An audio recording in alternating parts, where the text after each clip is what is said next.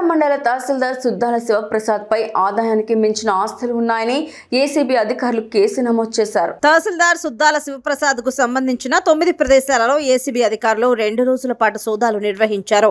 ఈ సోదాల్లో తిరుపతి వైకుంఠపురంలో G+ మాతృత్వ hospital భవనం, పీలేరు G+2 భవనం, దమినేడు గ్రామంలో 33 సెంట్ల భూమి, చర్లోపల్లి ఒక ప్లాట్ తో పాటు 2,31,000 నగదు, 390 గ్రాముల బంగారు నగలు, టయోటా ఇన్నోవా, మహేంద్ర కార్లు, డ్యూయెట్, వెస్పా, యమహా RX 100 గృహోపకరణాలు స్వాధీనం చేసుకున్నారు.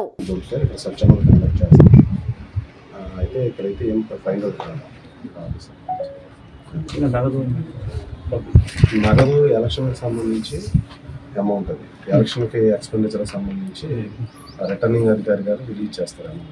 ఇది ఈ కాన్షియన్స్ తహసీల్దార్ శివప్రసాద్, దానికి సంబంధించి ఎలక్షన్ ఫండింగ్ అన్నది రిలీజ్ అవుతుంది. ఆ అమౌంట్ ఇతనికి ఇచ్చిన కస్టడీలో ఉంటుంది ఎలక్షన్ లో. అది రిటర్నింగ్ ఆఫీసర్ గారు ఆర్డర్ మీద ఈ తహసీల్దార్ గారి దగ్గర ఉంచారు. ఎంత 36 లక్షలు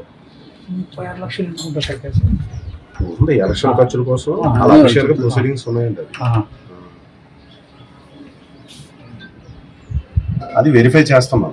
చెప్పారు రిటర్నింగ్ ఆఫీసర్ గారితో మాట్లాడి ఎలక్షన్ ఖర్చుల కోసం అని చెప్పి అది పెట్టుకోమని చెప్పారు. కలెక్షన్ మన రిటర్నింగ్ ఆఫీసర్ ఆర్డీఓ గారితో మాట్లాడడం జరిగింది.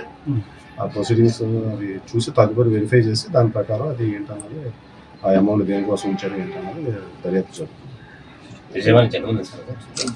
15 మంది, ఒక ఇన్స్పెక్టర్, ఒక ఎస్ఐ. ఇన్స్పెక్టర్ గిరిబాబు, నా పేరు కే గిరిబాబు. కోటేశ్వర, రామ్ కోటేశ్వర.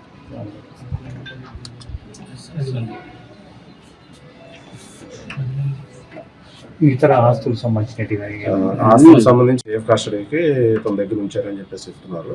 దాన్ని కూడా దర్యాప్తు జరుగుతుంది.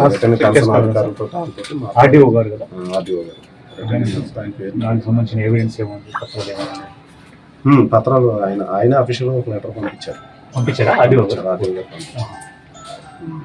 అంటే అది ఎక్కడే కాదు, నాతో ఇక్కడే కాదు, ప్రతి దగ్గర జరుగుతుంది అని అంటున్నారు. అది వెరిఫై చేసి ఏది ఉంటే దాని ప్రకారం, ఒకవేళ ఇతను సొంత సంబంధించి ఇతను వ్యక్తిగతమైన ఆస్తి అయితే కనుక సీజ్ చేస్తాము, లేదంటే యాజ్ పర్ ప్రొసీజర్ ప్రకారం జరుగుతున్నాయి సార్.